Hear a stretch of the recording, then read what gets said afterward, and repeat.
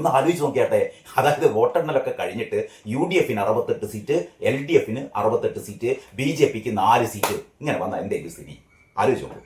പണ്ട് സുരേന്ദ്രൻ പറഞ്ഞിട്ടുണ്ട് ഞങ്ങൾക്ക് 35 സീറ്റ് BJP കിട്ടിയാൽ മതി, ഞങ്ങൾ ഭരിക്കുന്നു പറഞ്ഞിട്ടുണ്ട്. ഇവിടെ BJP 4 സീറ്റ്, UDF 68, LDF 68. കാരണം ഈ 78 സീറ്റ് പ്രതീക്ഷിക്കുന്ന LDF ഒരു പക്ഷേ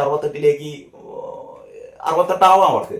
അതേപോലെ തന്നെ 80 സീറ്റ് പ്രതീക്ഷിക്കുന്ന UDF സംബന്ധിച്ചിടത്തോളം ഒരു പക്ഷേ അവർക്ക് കിട്ടാവുന്ന സീറ്റ് 68 ആകാം. അങ്ങനെ 68 കിട്ടിയാൽ ഇങ്ങപ്പുറത്ത് NDAക്ക് 4 സീറ്റും കിട്ടിയാൽ എന്ത് സംഭവിക്കും?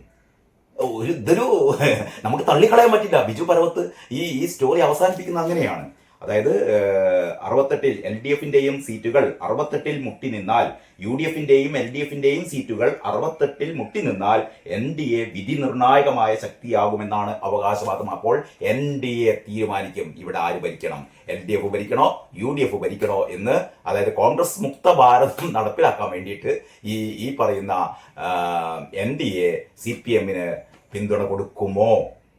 അതല്ലെങ്കിൽ കേരളത്തെ സംബന്ധിച്ചിടത്തോളം CPM ആണ് ഏറ്റവും പ്രധാനപ്പെട്ട അവരുടെ ഒരു പ്രതിയോഗി എന്ന് പറയുന്നത്. കാരണം CPM തകർന്നാലേ അതിനുള്ളിലുള്ള ഹൈന്ദവ വോട്ടുകൾ BJPക്ക് കിട്ടുകയുള്ളൂ. അപ്പോൾ അവർ CPM തകർക്കാൻ വേണ്ടിയിട്ട് UDF പിന്തുണ പ്രഖ്യാപിക്കുമോ? ഇങ്ങനെ വളരെ വളരെ നാടകീയമായ സംഭവ വികാസങ്ങളാവാം ചിലപ്പോൾ 4 വോട്ടെണ്ണലിന് ശേഷം സംഭവിക്കാൻ പോകുന്നതെന്നാണ് ബിജു പർവത്ത് ചൂണ്ടിക്കാണിക്കുന്നത്. എല്ലാവരും വളരെ ആകാംക്ഷയോടെ കാത്തിരിക്കുകയാണ്.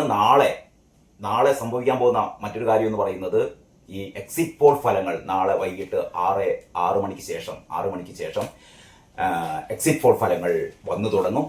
ഏതായാലും ഇന്നത്തെ ദിവസം കൂടി, അല്ലെങ്കിൽ ഇന്നും നാളെ വൈകുന്നേരം വരെ കൂട്ടാനും കിഴിക്കാനും, അല്ലെങ്കിൽ എക്സിറ്റ് പോൾ ഫലം വന്നാൽ അത് ശരിയാവുമോ എന്നുള്ളത് മറ്റൊരു കാര്യം. പക്ഷേ എങ്കിലും ഒരു ജനങ്ങളുടെ ഒരു ജനഹിതം എന്താണെന്നുള്ളതിൻ്റെ ഒരു ചെറിയ ഒരു വിവരം, അല്ലെങ്കിൽ ചെറിയ അതിൻ്റെ ഒരു പൾസ് നമുക്ക് നാളെ വൈകുന്നേരത്തോടെ കിട്ടും. അതുവരെ കൂട്ടലും കഴിക്കലുമായി മുന്നണികൾ. അതേ അവസരത്തിൽ തന്നെ UDF സംബന്ധിച്ചിടത്തോളം ആര് മുഖ്യമന്ത്രിയാവാൻ പോകുന്നു എന്നുള്ളതിനെ കുറിച്ചുള്ള തർക്കങ്ങൾ, അതിൻ്റെ വിവാദങ്ങൾ ഇപ്പോഴും തുടരുകയാണ്. LDF ആവട്ടെ, അവർക്ക് കിട്ടിയ ഇന്റലിജൻസ് റിപ്പോർട്ട് പ്രകാരം LDFനാണ് സാധ്യത എന്ന് LDFകാർ കരുതുന്നു. ഇന്നലെ മംഗളത്തിൽ വന്ന ഒരു റിപ്പോർട്ട് എന്താന്ന് വെച്ചാൽ 5-ാം തീയതി, അതായത് 4-ാം തീയതി വോട്ടെണ്ണൽ കഴിഞ്ഞ് 5-ാം തീയതി സത്യപ്രതിജ്ഞ എന്നുള്ളതാണ് ഇന്നലെ മംഗളത്തിൽ വന്ന ഒരു സ്പെഷ്യൽ റിപ്പോർട്ട് കേട്ടോ. ആ സ്പെഷ്യൽ റിപ്പോർട്ടിൽ പറയുന്നത് എന്താണെന്ന് വെച്ചാൽ LDF തന്നെയാണ് വിജയിക്കാൻ പോകുന്നത്. അതുകൊണ്ട് തന്നെ അവർ വലിയ പന്തൽ കെട്ടാൻ വേണ്ടിയിട്ട് നിർദ്ദേശം നൽകി. അതിനുള്ള തയ്യാറെടുപ്പുകളൊക്കെ തുടങ്ങി. കാരണം 4-ാം തീയതി ഫലം വരും. LDF വൻ ഭൂരിപക്ഷത്തിൽ LDF ആയിരിക്കും അടുത്ത 3-ാം തവണയും. LDF അവരങ്ങനെ സത്യപ്രതിജ്ഞക്കൊക്കെ കോപ്പ് കൂട്ടുന്നു തുടങ്ങിയ അത് സംബന്ധിച്ച് ഒരുപാട് ട്രോളുകളുണ്ട്. എന്ന് പറഞ്ഞാൽ ഊരാളുങ്കലിന് ഈ പോകുന്ന പോക്കിൽ ഊരാളുങ്കലിന് പൈസ കൊടുക്കാനുള്ള പരിപാടിയാണ്. ഊരാളുങ്കലിനെ കൊണ്ടാണ് പന്തലും കെട്ടിക്കുക. അത് പിന്നെ നമുക്ക് പറയാനില്ല. പന്തൽ കെട്ടിക്കുന്ന പരിപാടി മുഴുവനും ഊരാളുങ്കലിനെ കൊണ്ടായിരിക്കുമല്ലോ ചെയ്യിക്കുക. അപ്പോൾ ഏതായാലും LDF പന്തൽ കെട്ടാൻ പോകുന്നു. UDFകാർ ആര് മുഖ്യമന്ത്രി എന്നുള്ളതിനെ കുറിച്ച് രമേശ് ചെന്നിത്തലയെ കുറിച്ചുള്ള ഒരു ഫുൾ പേജ് പരസ്യം കഴിഞ്ഞ ദിവസം ഇന്ത്യൻ എക്സ്പ്രസിൽ വന്നു. നിയുക്ത മുഖ്യമന്ത്രിക്ക് സ്വാഗതം എന്നുള്ള പേരിൽ വി ഡി സതീശന്റെ വലിയ ഹോർഡിങ്ങുകൾ പല പട്ടണങ്ങളിലും അത് ഉയർന്നു കഴിഞ്ഞു. KC വേണുഗോപാലിനെ സംബന്ധിച്ചിടത്തോളം ഹൈക്കമാൻഡിന്റെ ഭാഗമായതുകൊണ്ട് തന്നെ, മാത്രമല്ല ഈ പറയുന്ന മത്സരാർത്ഥികളിൽ ഭൂരിഭാഗവും KC വേണുഗോപാലിന്റെ ആളുകൾ ആയതുകൊണ്ട് തന്നെ സാധ്യത എല്ലാവരും കാണുന്നത് KC വേണുഗോപാലിലേക്ക് തന്നെയാണ്. അതേ അവസരത്തിൽ തന്നെ KC വേണുഗോപാൽ പിന്നിൽ നിന്നുകൊണ്ട് രമേശ് ചെന്നിത്തലയെ മുഖ്യമന്ത്രിയാക്കിക്കൊണ്ട് ഒരു തീരുമാനം വരുമോ? പിന്നെ ലീഗ് അഭിപ്രായം പറഞ്ഞിട്ടുണ്ട്. എന്ന് പറഞ്ഞാൽ ഇത്തരത്തിലുള്ള ഈ വിവാദങ്ങൾ ചർച്ചകളൊക്കെ അനാവശ്യമാണെന്ന് ലീഗ് പറഞ്ഞിട്ടുണ്ട്. അതേ അവസരത്തിൽ തന്നെ VD സതീശനോട് ചെറിയൊരു അനുകൂല നിലപാട് ലീഗിനുണ്ട് എന്നും പറയപ്പെടുന്നു. അങ്ങനെ UDF സംബന്ധിച്ചിടത്തോളം ഒരുപാട് കാര്യങ്ങൾ പറയുകയാണ്. അപ്പോഴാണ് ഇന്നത്തെ മാതൃഭൂമിയിലെ ബിജു പർവത്തിന്റെ ഒരു റിപ്പോർട്ടുണ്ട്. ആരുടെ കണക്ക് തെറ്റുമെന്നാണ് ചോദിക്കുന്നത്. ആരുടെ കണക്ക് തെറ്റും എന്നുള്ള തലക്കെട്ടിലാണ് ഫലമറിയാൻ 6 ദിവസം. ആ സ്റ്റോറി ഇങ്ങനെയാണ്. വോട്ടെണ്ണാൻ 6 ദിവസം മാത്രം ശേഷിക്കെ വിജയപ്രതീക്ഷയുടെ കൊടുമുടിയിലാണ് LDFും UDFും. 2 മുന്നണികൾക്കും ഭൂരിപക്ഷം ലഭിക്കാതെ തൂക്കുസഭയുടെ സാധ്യതയിലേക്ക് എത്തുന്ന വിജയം NDAക്കുണ്ടാകുമെന്നാണ് അവരുടെ പ്രതീക്ഷ. 78 സീറ്റുകളിൽ വിജയം തീർച്ചയെന്ന് CPMും എത്ര കുറച്ചാലും 80 ഉറപ്പിച്ച് കോൺഗ്രസും ആത്മവിശ്വാസത്തിലാണ്. പഴയ 100+ എന്നുള്ളതൊക്കെ മാറിയിട്ട് ഇപ്പൊ എന്താണ് LDF എത്രയാണ് പറയുന്നത്? 78 സീറ്റുകളിൽ വിജയം തീർച്ചയെന്ന് CPM-ഉം എത്ര കുറച്ചാലും 80 ഉറപ്പിച്ച് കോൺഗ്രസും ആത്മവിശ്വാസത്തിലാണ്. ഭരണത്തുടർച്ച ഇല്ലാതാക്കുന്ന സ്ഥിതി ഒന്നുമില്ലെന്നാണ് വോട്ടെടുപ്പിന്റെ തൊട്ടു പിന്നാലെ നടത്തിയ പ്രാഥമിക വിലയിരുത്തലിൽ CPM സംസ്ഥാന സെക്രട്ടേറിയറ്റ് എത്തിയത്. അപ്പൊ CPM സംസ്ഥാന സെക്രട്ടേറിയറ്റ് കിട്ടിയത് ഈ താഴെ തട്ടിൽ നിന്നുള്ള അവരുടെ വിലയിരുത്തലാണ്. പക്ഷെ പലപ്പോഴും CPM-ന്റെ പണ്ടൊക്കെ CPM വളരെ കൃത്യമായി ബ്രാഞ്ച് തലത്തിൽ അവരുടെ റിപ്പോർട്ട് എന്ന് പറഞ്ഞാൽ അവർക്ക് കിട്ടാവുന്ന വോട്ടുകളുടെ കൃത്യമായ ഒരു കണക്ക് അവർക്ക് കിട്ടുമായിരുന്നു. പക്ഷെ ഇപ്പം കുറച്ച് തെരഞ്ഞെടുപ്പുകളിലായി CPM-ന് അങ്ങനെ വ്യക്തമായ കണക്ക് കിട്ടാറില്ല. കാരണം പുറമെ സഖാക്കളാണ്, CPM ആണ്, പാർട്ടി അനുഭാവികളാണ് എന്നൊക്കെ പറയുന്നവർ പലപ്പോഴും വോട്ട് തിരിച്ചു കുത്താറുണ്ട്. കാരണം പുറത്തു പറയാൻ അവർക്ക് പേടിയാണ്. ഇപ്പം തന്നെ അറിയാലോ, കഴിഞ്ഞ 10 വർഷം പിണറായി വിജയന്റെ സർക്കാർ ചെയ്ത ക്രൂരതകൾ, വഞ്ചനകൾ, ചതി, അഴിമതി, അങ്ങനെ ഒരുപാട് കാര്യങ്ങളുണ്ട്. ആരോഗ്യരംഗം തന്നെ എടുത്താൽ മതി അല്ലെ. കേരളത്തിൽ കഴിഞ്ഞ 5 വർഷത്തെ വീണ ജോർജിന്റെ ആരോഗ്യരംഗം, അല്ലെങ്കിൽ അതിന്റെ പിന്നാമ്പുറത്തേക്ക് പോയാൽ, അല്ലെങ്കിൽ പിന്നിലേക്ക് പോയാൽ ശൈലജ ടീച്ചറുടെ കാലത്തും ഒരു കത്രിയ വെച്ച് മറന്നു എന്ന് വീണ ജോർജ് പറയുന്നുണ്ട്. അപ്പൊ വീണ ജോർജിന്റെ കാലത്തും ഒരു കത്രിയ വയറ്റിൽ കുടുങ്ങി, ശൈലജയുടെ കാലത്തും ഒരു കത്രിയ വയറ്റിൽ കുടുങ്ങി. കോവിഡ് കാലത്ത് എന്തോ വലിയ രക്ഷകയായിരുന്നു ശൈലജ എന്നൊക്കെയാണ് പറയുന്നത്. പക്ഷെ അക്കാലത്ത് ഈ മാസ്ക് വാങ്ങിയതിൽ, ഗ്ലൗസ് വാങ്ങിയതിൽ, PPE കിറ്റ് വാങ്ങിയതിൽ വൻ അഴിമതി എന്ന് CAG റിപ്പോർട്ട് നമ്മുടെ മുന്നിൽ കിടക്കുന്നു. അപ്പൊ അങ്ങനെ കഴിഞ്ഞ 5 വർഷമാണെങ്കിലും അതിന് മുമ്പത്തെ 5 വർഷമാണെങ്കിലും ഈ വീണ ജോർജിന്റെ കാലത്തെ ആരോഗ്യരംഗം എന്ന് പറഞ്ഞാൽ ലോകത്തൊരിടത്തും ഇത്രയും കുത്തഴിഞ്ഞ ഒരു ആരോഗ്യ ഡിപ്പാർട്ട്മെന്റ് അല്ലെങ്കിൽ ആരോഗ്യ വകുപ്പ് ഉണ്ടാവില്ല എന്ന് നമുക്കൊക്കെ അറിയാം. കാരണം ആ രീതിയിലുള്ള കുത്തഴിഞ്ഞ വകുപ്പായിരുന്നു. അപ്പൊ അതുകൊണ്ടൊക്കെ തന്നെ പിന്നെ മറ്റൊന്ന് ശബരിമല സ്വർണ്ണക്കൊള്ളയിൽ അകത്തായത് മുഴുവൻ CPM-കാരാണ്, സഖാക്കളാണ്. അതേ അവസരത്തിൽ തന്നെ ഈ കേസ് അട്ടിമറിക്കാൻ വേണ്ടിയിട്ട് SIT-ക്ക് മേൽ സമ്മർദ്ദങ്ങൾ ഉണ്ടായ കാര്യം നമുക്കറിയാം. ഒരു കാര്യമില്ലാതെ തന്ത്രിയെ പിടിച്ചകത്തിട്ട കാര്യം അറിയാം.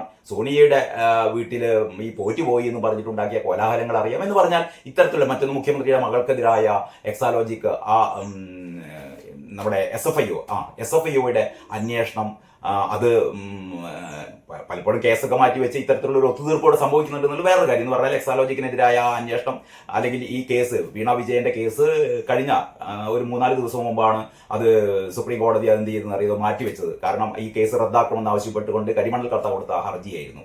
നമുക്കറിയാം പിണറായി വിജയന്റെ പേരിലുള്ള ഈ ലാവ്ലിൻ അഴിമതി കേസ് ഒരു 45-50 പ്രാവശ്യം ഇത് മാറ്റിവെക്കുന്നു. പിണറായി വിജയന്റെ മകന് ഒരു ED നോട്ടീസ് അയച്ചതിനെ കുറിച്ച് നമുക്കറിയില്ല. എന്ന് പറഞ്ഞാൽ പിണറായി വിജയന്റെ കുടുംബത്തിനെതിരെ ഉയർന്നുകൊണ്ടിരിക്കുന്ന ആരോപണങ്ങൾ ഒരു ഭാഗത്ത് കരിമണൽ ലോബിയെ സഹായിക്കാൻ വേണ്ടിയിട്ടായിരുന്നു കേരളത്തിൽ പ്രളയമുണ്ടാക്കിയത് എന്ന് പറയുന്ന കുഴൽനാടന്റെ ഞെട്ടിപ്പിക്കുന്ന വെളിപ്പെടുത്തൽ. കുഴൽനാടൻ മാത്രമല്ല, ബിജു പ്രഭാകറിന്റെ ഈ ഈ മെയ് 1 ഇറങ്ങാൻ പോകുന്ന പുസ്തകത്തിലും പറയുന്നുണ്ട് കരിമണൽ ലോബിയെ രക്ഷിക്കാൻ വേണ്ടിയിട്ട് കേരളത്തെ മുഴുവൻ കുരുതി കൊടുത്തൊരവസ്ഥ.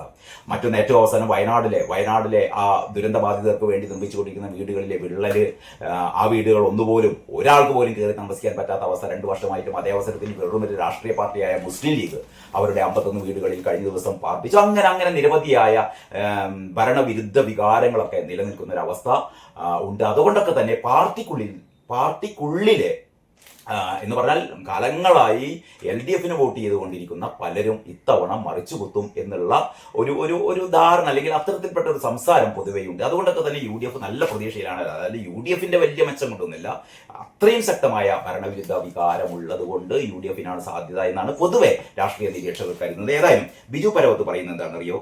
ഭരണത്തുടർച്ച ഇല്ലാതാക്കുന്ന സ്ഥിതി ഒന്നുമില്ലെന്നാണ് വോട്ടെടുപ്പിന്റെ തൊട്ടു പിന്നാലെ നടത്തിയ പ്രാഥമിക വിലയിരുത്തലിൽ CPM സംസ്ഥാന സെക്രട്ടേറിയറ്റ്. പക്ഷേ സംസ്ഥാന സെക്രട്ടേറിയറ്റ് എത്തുന്നു, തുടർച്ച ഇല്ലാതാകുന്ന ഒരവസ്ഥ ഉണ്ടാവില്ല എന്ന് പറഞ്ഞാൽ ഭരണ തുടർച്ചയുണ്ടാകും എന്നാണ് CPM സെക്രട്ടേറിയറ്റിന്റെ വിലയിരുത്തൽ.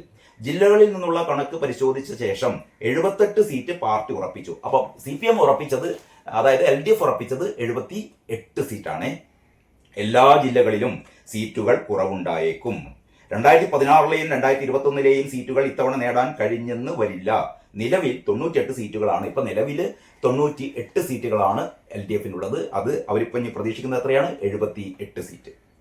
മുസ്ലിം വോട്ടുകൾ UDF-ന് അനുകൂലമായി മാറിയിട്ടുണ്ട്. അത് വളരെ വ്യക്തമായ ഒരു കാര്യമാണ്. അത് നമുക്ക് തർക്കിക്കേണ്ട കാര്യമില്ല. കാരണം UDF-നെ സംബന്ധിച്ചിടത്തോളം UDF കുറേ കൂടി ആത്മവിശ്വാസത്തിലാകുന്നത് ഇവിടുത്തെ ന്യൂനപക്ഷ വിഭാഗങ്ങളുടെ, മുസ്ലിം വിഭാഗത്തിന് മാത്രമല്ല, ക്രിസ്ത്യൻ വിഭാഗത്തിന്റെ ഒരു ചെറിയ ശതമാനം വോട്ടുകൾ BJP-യിലേക്ക് പോയിട്ടുണ്ട്. അതല്ലാത്തകളും പിന്നീട് ഈ മുസ്ലിം വോട്ടുകളും ആർക്ക് സഹായകമാവും? UDF-ന് സഹായകമാകും. മുസ്ലിം വോട്ടുകൾ UDFന് അനുകൂലമായി മാറിയിട്ടുണ്ട്. എന്നാൽ ഈഴവ വോട്ടുകൾ ഒന്നടങ്കം LDFന് അനുകൂലമാണെന്നാണ് പറയുന്നത്. ഈഴവ വോട്ടുകൾ ഒന്നടങ്കം LDFന് അനുകൂലമാണ്. എനിക്ക് മനസ്സിലാകുന്നില്ല. ഇപ്പോൾ വെള്ളാപ്പള്ളി നടേശൻ പിണറായി വിജയനോടുള്ള പേടി കൊണ്ട് വിധേയത്വം കൊണ്ടൊക്കെ ഒരുപാട് പിണറായി വിജയനെ സ്തുതിച്ച് പാടുന്നുണ്ട്.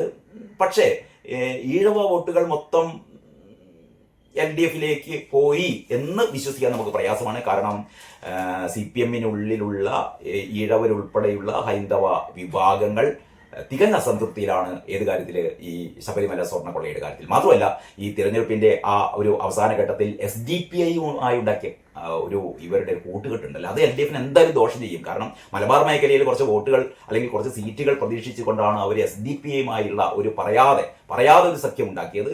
തുടർന്ന് പറയുന്നൊന്നുമില്ല, പക്ഷെ നമുക്കറിയാം SDPIയുമായുള്ള ഈ CPMന്റെ സഖ്യം. അതുകൊണ്ടൊക്കെ തന്നെ പ്രത്യേകിച്ചും തെക്കൻ ജില്ലകളിലൊക്കെ നല്ല വോട്ട് ചോർച്ച, ഈഴവ വോട്ടുകൾ പരമാവധി എന്താ പറയുക UDFിലേക്കും ഒരു പരിധിവരെ അത് BJPയിലേക്കും ഒക്കെ പോകാനുള്ള സാധ്യതയുണ്ട്.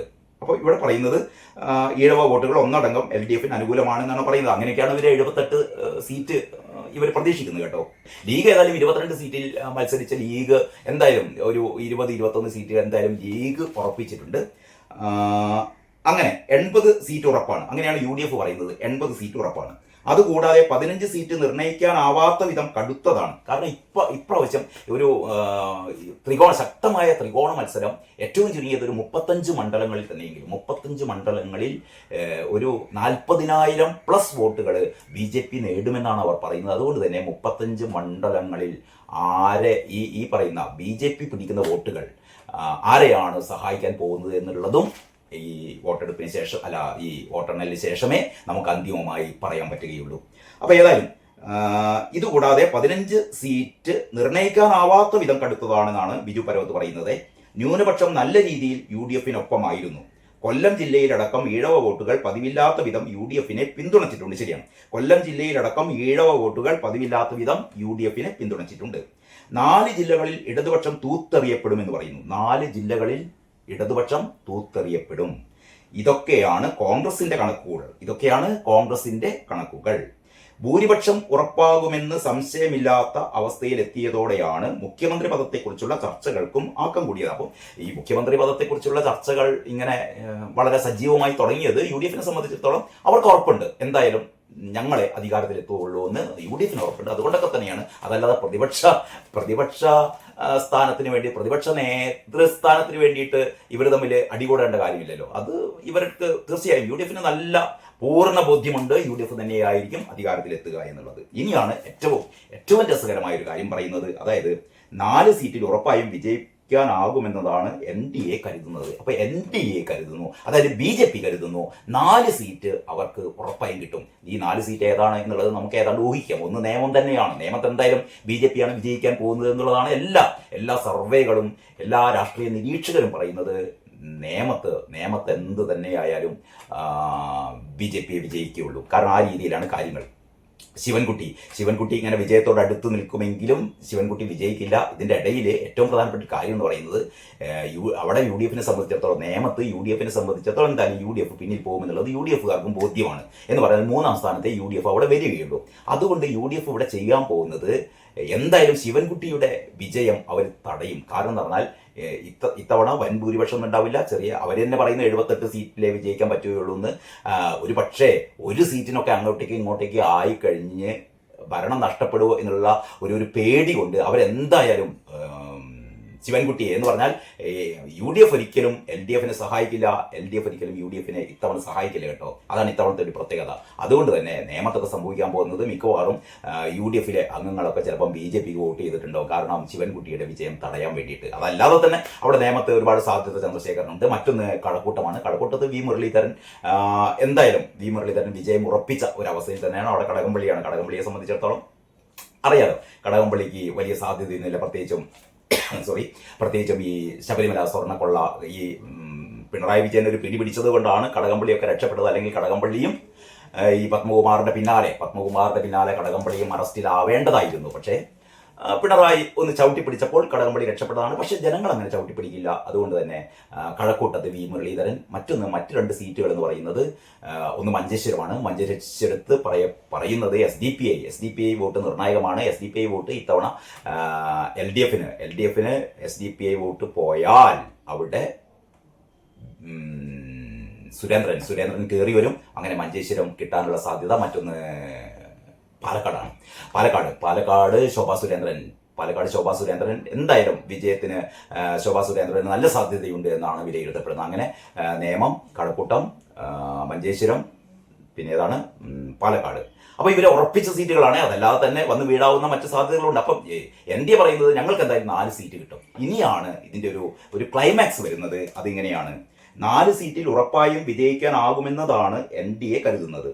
യു ഡി എഫിന്റെയും എൽ ഡി എഫിന്റെയും സീറ്റുകൾ 68-ൽ മുട്ടി നിന്നാൽ, ഒന്ന് ആലോചിച്ച് നോക്കിയാട്ടെ.